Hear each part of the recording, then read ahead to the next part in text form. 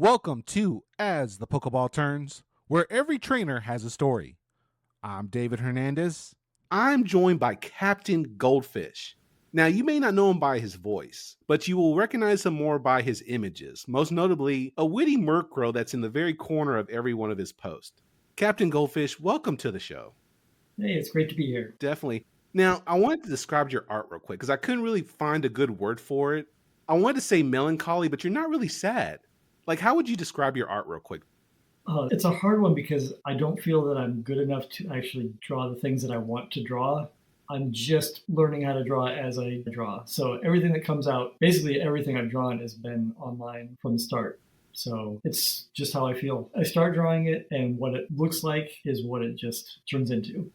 So you don't have like a set idea going into the drawing. You go with however you feel the Pokemon kind of speaks to you. Is that fair to say? Yeah, I'm getting a little bit better at knowing what to make it look like, what I have in mind, but especially towards the beginning and still, I have an idea of what I want and then I start drawing and it turns into whatever it ends up being. I can go with what it turns into as opposed to knowing exactly how to make an expression or what it's going to look like. I'll make one and then realize, oh, this is just what it's going to look like. So I'm not a trained artist by any means. Have you always drawn, or is it kind of just a hobby you recently picked up? I haven't drawn most of my life. This is just in the recent years. And a while back, I drew with a friend there was an app called Draw Some. It was kind of like a Pictionary type thing where you played online and you drew a picture and they would guess it. So I had a friend that I was doing that with a little bit. And I kind of learned how to draw with my fingers as best I can with like a drawing program. So you haven't drawn your whole life. So it's just a couple of years experience you have with these drawings? Yeah, most of these, I mean, if people have seen some of my stuff, I would say a lot of it was done with my finger on like an iPhone, with just like a basic drawing program. It wasn't until I think last year that I got an iPad and it has a pencil with it so I can draw. It became a lot easier to draw with that. I could create layers and stuff. Before I was just smudging down some color and then going back and putting lines on top of it because it was a very simple program I was using. Well, color me impressed because I was always jealous of the people who could draw growing up. Like I was very straight with my drawings. Like I couldn't do curves, I couldn't do shades, stuff like that. I'm impressed that this is something so recent, and you're pretty good at it, to be honest, from my Yeah, humble thank you. opinion, for what it's worth. I do try, but I think it's just a matter of I've been practicing a bit. When I start to draw something, there's a point where you have to get past this looks pretty dumb. This is not a good drawing, and you have to keep going until it becomes a better drawing. I did practice doing some kind of realistic drawings of people's faces, and I was really surprised at how good I was able to do, considering I'd just been using my finger. You've seen the Murkrow, and Murkrow is basically my first real drawing of a Pokemon. Well, I take that back. In the early days of Pokemon GO, there were a Facebook group. If you found a rare catch, you would call it in, tell the group that there was something here. And so often people would take a picture, a screenshot of where this Pokemon was. But I would usually catch the Pokemon and then take the screenshot. I would quickly doodle out like a Dratini in this spot for people to catch. And so that was my first little drawings. And I think people enjoyed that sometimes. Eventually, my daughter had a Pokemon screensaver for her phone, so I wanted a Murkrow one. And so I ended up drawing it myself. I think the tools that I had was a simple paint program, made my style the way it was, just limited to the tools. Now, speaking of Murkrow, is Murkrow like your favorite Pokemon, or what's the story behind just Murkrow being all over the place? There was a lot of hate for Murkrows when it first came out. They came out, and I remember everybody seeing the little black shadow in the bottom of the screen, thinking it was a new Pokemon, but it was a Murkrow. So people hated that. And then they hated catching them because they were so hard to catch and they were wasting your balls. So I was not specifically endeared with Murkrow until one day I just, for some reason, challenged myself to get Murkrows into 20 different gyms. And then it just kind of became my thing that I just dropped Murkrows in gyms, and that was my Pokemon. And it's become basically your logo for basically your Instagram as well as your drawings now, because on every single drawing, for those who don't know, the Murkrow's always there in the right-hand corner. And there's usually, I guess, some kind of witty quote. Is that what you would call it? I guess so. Yeah, it's a reference to something that I hope at least somebody gets. So sometimes it's very broad and sometimes it's very specific.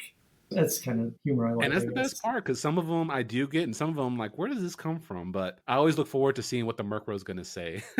Yeah, sometimes it's fun to see like people explaining what it might be or wondering what it is. And sometimes people have different explanations than I had. Like I'm referencing something, but it actually fits in something else too. So I never know. Wow, that's very cool. So let's go back a little bit. Before you even did the whole Murkrow drawing, when did you first start playing Pokemon Go? It was pretty soon after it was released. Because I'd heard about it, that it's a walking type game. And I was at the time trying to get my daughter to walk to the library downtown here. She had some tutoring there. So I was trying to get her to walk. And it was a little bit hard, but I thought, let's just get this game and maybe this will help us walk there and back. And it became something we did like a lot. We started going for walks without having to go anywhere. She would just want to go around the block and do stuff. So that's basically why I started, because I had never played a Pokemon game or knew anything about any of them. Was that the only time y'all would play, was just from your house to the library, or were there other places y'all would go to? Well, it started off with a walk, and later on that night, we were like, do we want to go out and catch some more? Because especially at the time, if you were sitting in your house, there was nothing going on. We didn't know anything about any of what we were doing. It was just like, let's just go find some new things. So it started basically that first night. We would start to go out more. And to add on, there wasn't even any raids. There wasn't no Team Rocket. There was no PvP. Like, we're talking bare bones of the game. Yeah, pretty much. There was a gym across the street. We lived pretty close to a park, so you could go through there. And downtown is a great place to play. So we live in Iowa City. It's a college town, so there's a lot of good stops downtown. It's a very clustered area.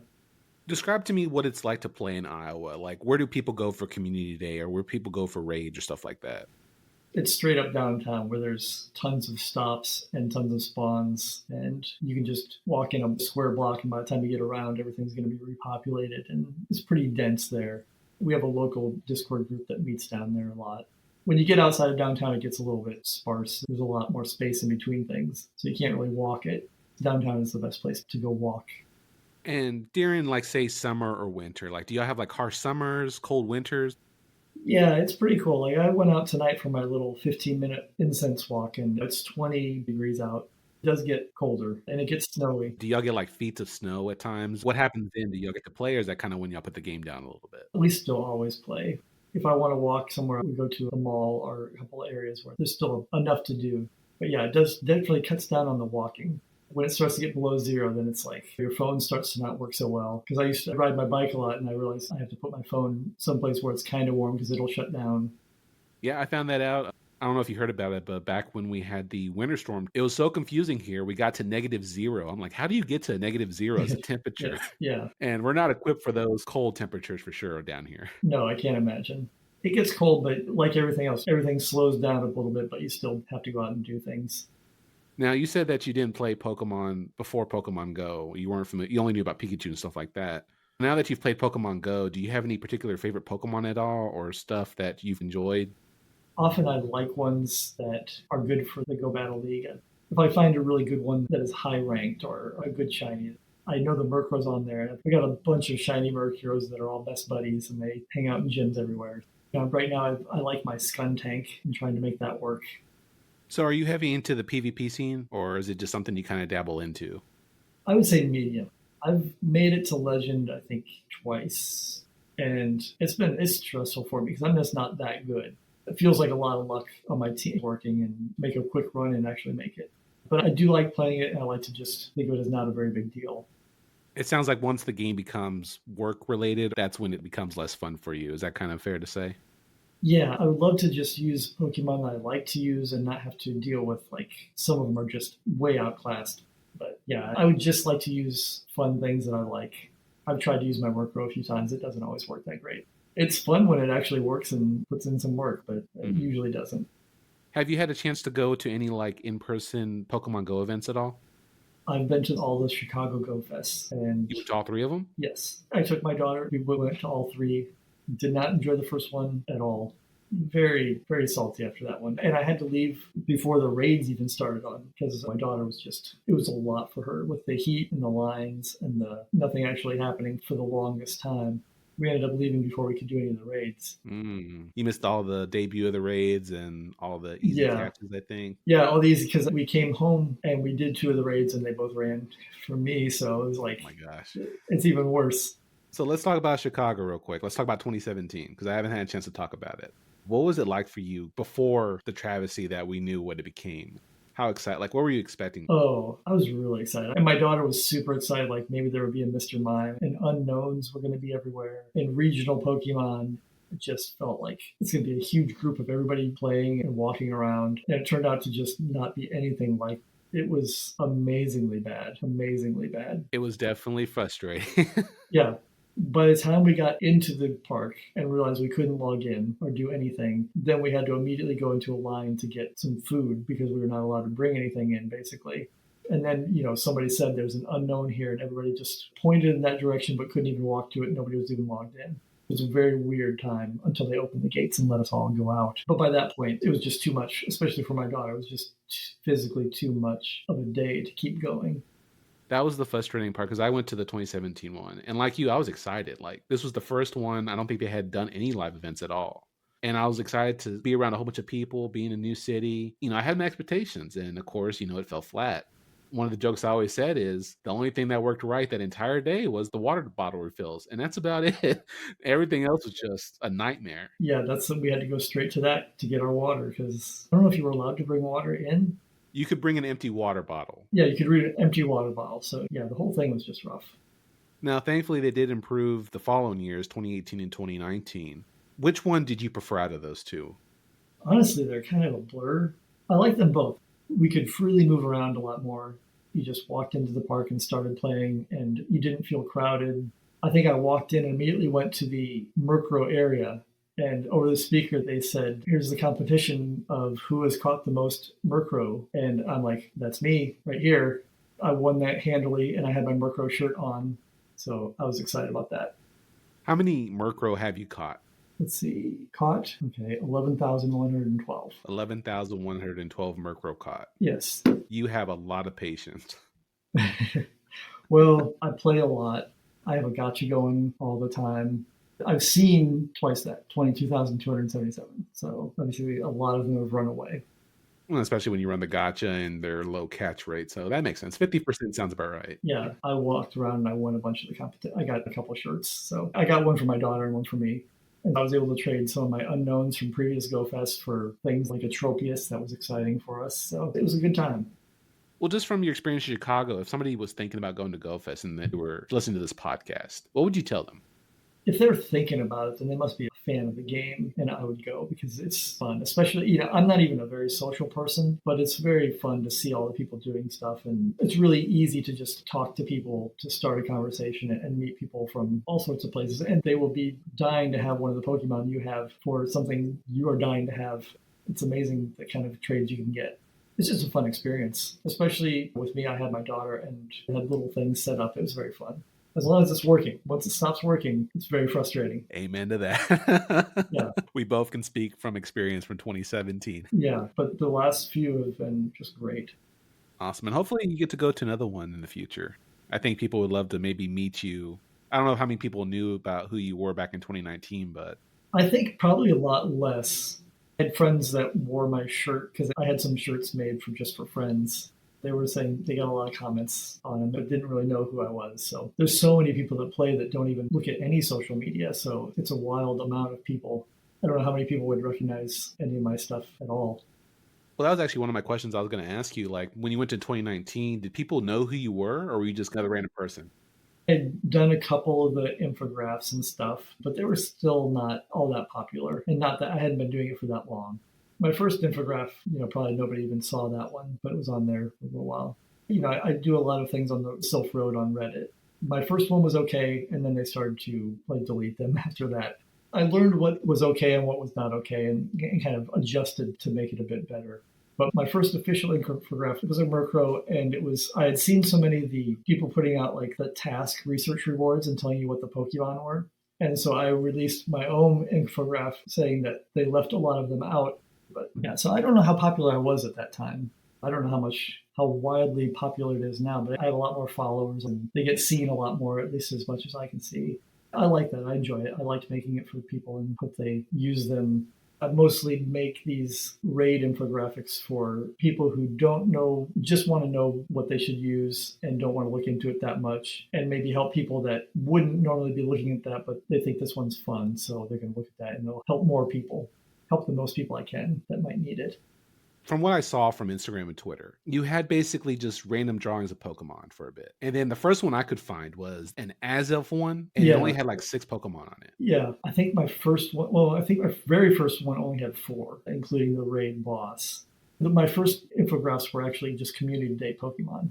I think a Torchic was my first one. And that one, actually, the Torchic is talking. The Murkrow is just at the bottom. He doesn't have a quote, but the Torchic does. And I think it just says something like, I'm orange where I was yellow, because it's inverse colors. But yeah, it started off with just community day Pokemon. I know that you draw them from scratch. Like, none of these are copy and paste until you've already drawn it. How long does it take? I have no idea how long the finger ones did. Some of them went pretty quick, and some of them probably took a little bit longer. But now I have an app called Procreate on my iPad, and I use a pencil, so it's great technology. It's just like drawing on paper, except that I never drew on paper before, so I shouldn't really say that. It's a very good simulation. And now one thing Procreate does is creates a time-lapse replay of my drawing. So you can watch the drawing pass and you can see how much time it takes. And it's about an hour and a half, I think, average for each one. For each new Pokemon that you draw? Yeah. And then to put the whole guide together, even having them done, pasting and renaming and putting in the moves and double checking that I didn't make any mistakes, hopefully, which they always have mistakes on them at some point. Even if I've gone over them 3 or 4 times, it's a lot of stuff. And they're getting more and more complicated as we go on. I'm always looking for some way to improve them because I get a lot of polite suggestions, like they want the shadows on there, and for a long time they wanted megas, which I finally did put megas on there when the mega system became what I thought more accessible to people. I do put a lot of thought into it. It's a complicated thing. And a lot of other people have made infographics, and I see them just getting torn apart by nitpicking. I feel very grateful that my standard infographic is fairly well received because I've seen some attempts at them that I think it stops people from wanting to do them because there's not a lot of reward for it sometimes. It's a lot of work. People can be pretty mean on Reddit, especially. Most other places are pretty nice. Twitter and Instagram seem a lot nicer places, but Reddit there's a lot of people that have a lot of suggestions on what you should be doing. It's a tough thing to do with so much information now because I think people want just like a screenshot of Pokebattler.com. Give me all those Pokemon. It just doesn't fit. And I'm trying to draw. This whole thing is hand drawn. So even if I'm copying and pasted, it's tough to get it to all fit and still look like I want it to look and be fun to see at a glance. So I do put my little type chart at the bottom of each one. There's so many different charts on what's super effective and what's not effective. I wanted to make one, and then I just made one in the only way that I could draw it. It turned out really well. So is it the one I remember from you, there's one that you have that's a types, and then you have other types around it. And I think you have arrows, one that's not effective, one that is effective. Is that the one you're talking about? Yeah, there's it's just like you got a big type symbol and then the little types on top with the green arrow going down to them and the little types at the bottom with the red arrow. At a glance, you can see every different type and what's super effective against it and what's not. So I think it works pretty well. I've used it, and I know a lot of people have used it. People send me pictures of them printing it and blowing it up and putting it on their wall, or they carry little cheat sheets around it. So that's one of my favorite things that I've done that people have used, even outside of Pokemon Go. It's still relevant into the main series. And I think that's one thing people don't realize. Like for me, I've been a Pokemon fan my whole life.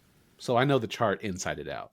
But for people like you and other people who've come into Pokemon Go who never played Pokemon at all, charts like that help because it allows you to reference something because you don't have the 20-year history that I do with Pokemon. You have Pokemon Go for 6 years and that's it. And basically what Pokemon Go is, it's 20 years of Pokemon history stuffed into 6 years. Like that's what the charts are there for. They're there for people who need them. And I think people kind of lose sight of that sometimes. Yeah, I learned so much just by drawing it, and making the guide taught me how to do it myself. Not really until Go Battle League came out did I even really know the types at all. I had my little chart up and I was looking at it like, what is super effective for this? I don't know. A lot of people don't know these things, and a lot of people have never seen any of these things and have no idea. I feel like I am drawing for the beginner, but it's also useful for people that I know have been playing a long time. They just want to see it, get an idea of what's best.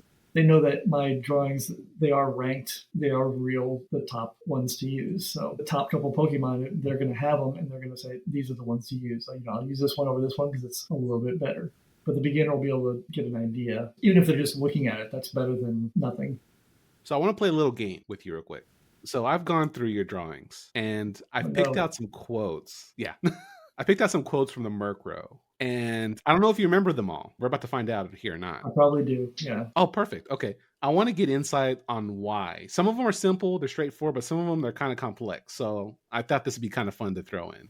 So the first one it's from Suicune. Be sure to spray and neuter your pets against things like tapeworm. Remember, if you can see it, treat it. Yeah, that's a little bit nonsensical. Sometimes the Murkrow he's a character that's doing his best, very smart for a crow, but actually just gets it a little wrong.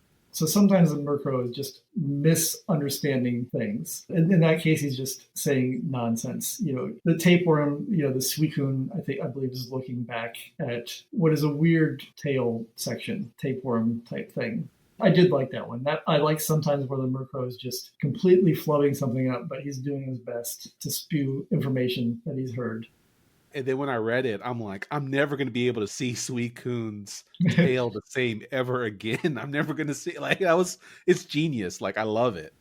And I've heard this a lot from people that sometimes the drawings that I do of them make them like the Pokemon more than they did before. So this next one's from Darkrai. It says, I'm going to fly. This makes me nervous. I think I just put that in because all the counters are bad for the Murkrow. Maybe not my best one. Sometimes I don't have a good quote or understanding. I did a better one later because that one's actually my wife for a present. She printed one out for me. The new Murkrow quote for an updated one is, "Do Darkrai dream of Electric Murray?" Yes, I love that. That's actually one of the ones I have listed right here. Yeah, and that one was because I tried to do a little more research on what the Darkrai does, and they terrorize people with their dreams. I started recently putting the Pokédex entries on there, so you get a little bit more of the flavor. Because some of them are a little wild. Well, how about this one? This one's kind of self-explanatory. This one's from Giratina. 6 feet before it was cool. That was directly towards the 6 feet COVID rule of wanting to be 6 feet away from everybody. So yeah, okay. 6 feet before it was cool. I loved it. Like it was great. I like that. I did forget about that one. It took me a second to remember that one because I was thinking it was going to be I think I did an Animal Farm quote of like 4 feet good, 6 feet just bragging, something like that. I don't remember what it was. What about this one? This one's from the Machop Community Day. Listen, Mac, it's up, up, down, down, left, right, BA start. Yeah. Do you get that one? So I don't know much about Little Mac, but is that something from Smash Brothers? No, it's from Mike Tyson Punch-Out. The Little Mac is the tiny little Punch-Out that you play. I think I put the little coach. There's like a referee that looks a little bit like Mario that has a hat.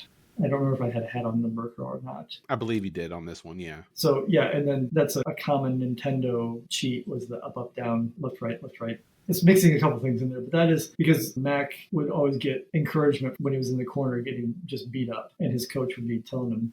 I'm a little bit older, so some of my references go back to before Pokemon games. So how about this one? This one's from Dialga. It's a metal dinosaur is an XL ball of timey-wimey. That's a Doctor Who reference. And I think I just seen like a dinosaur-y Doctor Who. And I don't know why I wanted to connect him in my brain, but once I connected, it was, he's also distorts time. The Dialga is part of the time thing. Yes, he's the legendary of time. He can distort time and go back and forth and stuff like that. So yeah, I just felt like a metal dinosaur was kind of weird in general. It's taking extinct animal and a futuristic metal animal and messing with time. So Doctor Who reference a bit there.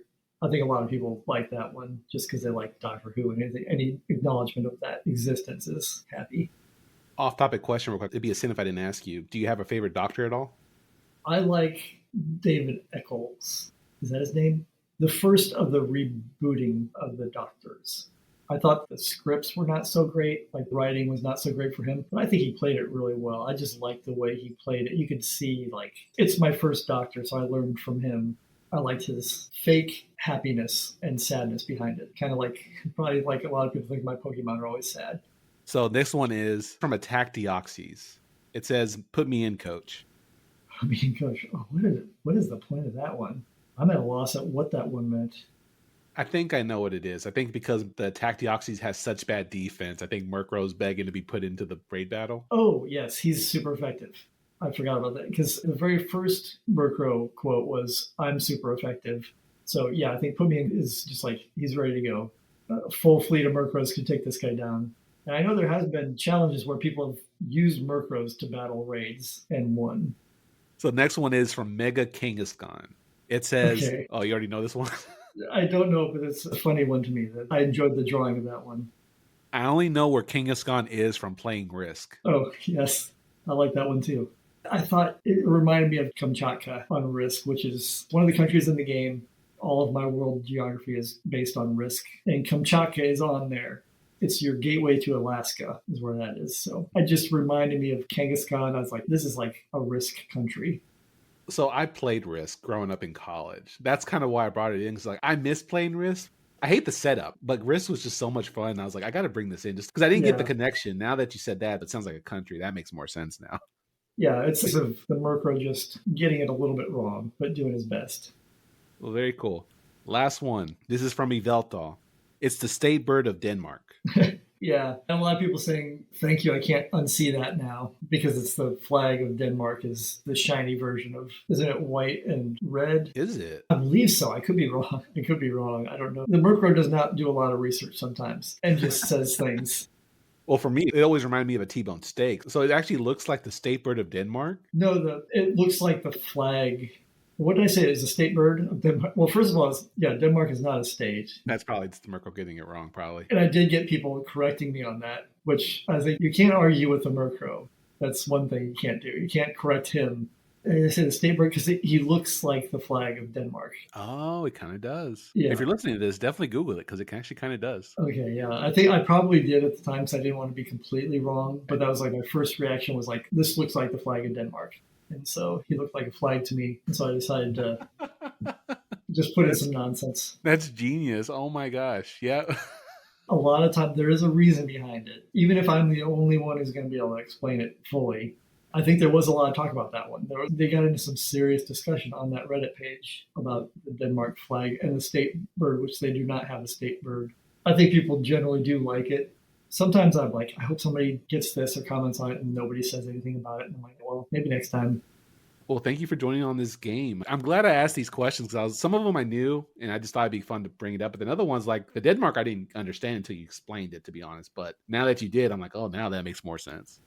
I think what people would maybe see the Denmark flag, but it was just nonsense what he was saying. He was completely wrong. But, he's a bird, so he's trying. He's very smart for a bird. Very much so. And that's the fun part. You got to have a little nonsense in your life. You can't be all grim and exact to the point, Well, I mean, some of the point is that people that normally would not look at a guide are going to be looking at these because of it's fun and different. And hopefully they like it. And if they do, then they're getting a little bit of information, a little something, so that maybe they don't go in with the worst stuff. Well, let me ask you this. So you're already about 3 years, give or take, into making these graphics, working with the Murkrow and all that stuff. What are you hoping to improve moving forward? I don't want to get so complicated that it becomes less useful to people. The shadows are the big one of how do I get the shadows in there? How does it not become just a full-on all shadows? I haven't seen it done by anybody well yet. Every time I see shadows on there, it's like, well, they just have shadow, then non-shadow on there. As far as drawing goes, I still feel like I'm learning how to draw. And so I want to get them to look like I want them to look as best I can. It does take a lot of time, and I don't have infinite time to do them. So sometimes I look at it and think, I drew this one by hand on my very first infograph. So there's a few of them that I'd love to redo. Thank you for listening to As the Pokeball Turns, where every trainer has a story. If this episode resonated with you, share this episode with a fellow trainer and follow the podcast for more voices, more journeys, and more memories. I'm David Hernandez, and remember, your next Pokemon adventure begins here.